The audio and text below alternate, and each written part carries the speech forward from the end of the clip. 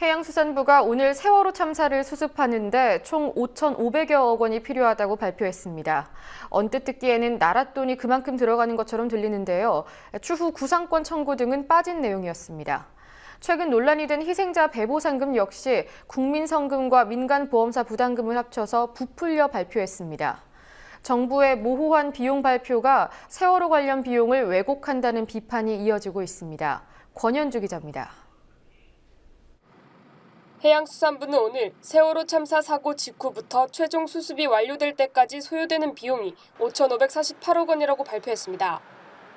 이 가운데 사고 직후부터 지난해 12월 말까지 든 비용은 총 1,854억 원으로 앞으로 3,700억 원이 추가로 쓰일 예정입니다.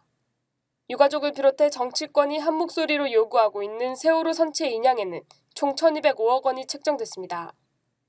정부는 지난달 29일 세월호 특별법 시행령 발표 이후 피해자 배보상 금액, 선체 인양 비용, 사고 수습 비용 세부 내역 등을 차례로 발표했습니다. 정부 시행령에 대한 유가족의 반발이 거세지자 진상조사나 인양 요구를 돈으로 무마하려는 게 아니냐는 비판이 쏟아졌습니다. 앞서 해수부는 지난 1일 사망자 1인당 평균 배보상 금액을 발표했습니다. 그런데 정부가 발표한 총 수령액에는 국가 배상금을 포함해 국민성금으로 지원하는 위로지원금, 보험사에서 부담하는 보험금까지 포함돼 있었습니다.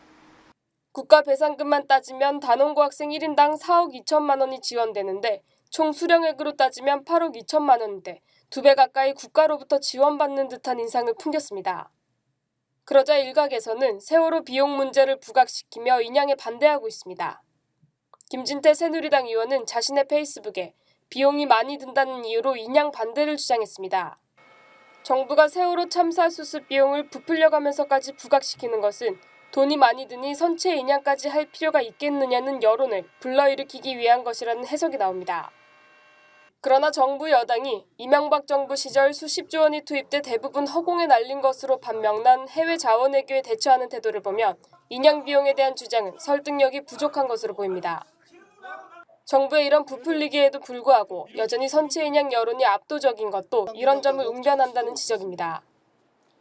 감사원이 지난 3일 발표한 공공기관 감사 결과 보고서에 따르면 지난 12년간 석유공사, 가스공사, 광물자원공사 등 에너지 공기업이 해외 자원 개발에 투자한 비용은 총 31조 4천억 원입니다.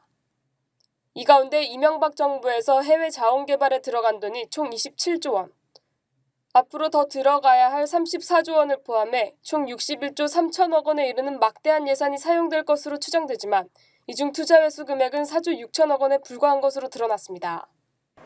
감사원에 의해 막대한 국민 혈세가 낭비된 것으로 나타나자 국회 자원외교 국조특위는 활동 시한을 연장해 진실규명에 박차를 가하고 있습니다. 검찰도 동시에 자원외교 비리 수사에 나서 이명박 정권을 저격하고 있습니다. 국민TV 뉴스 권현주입니다.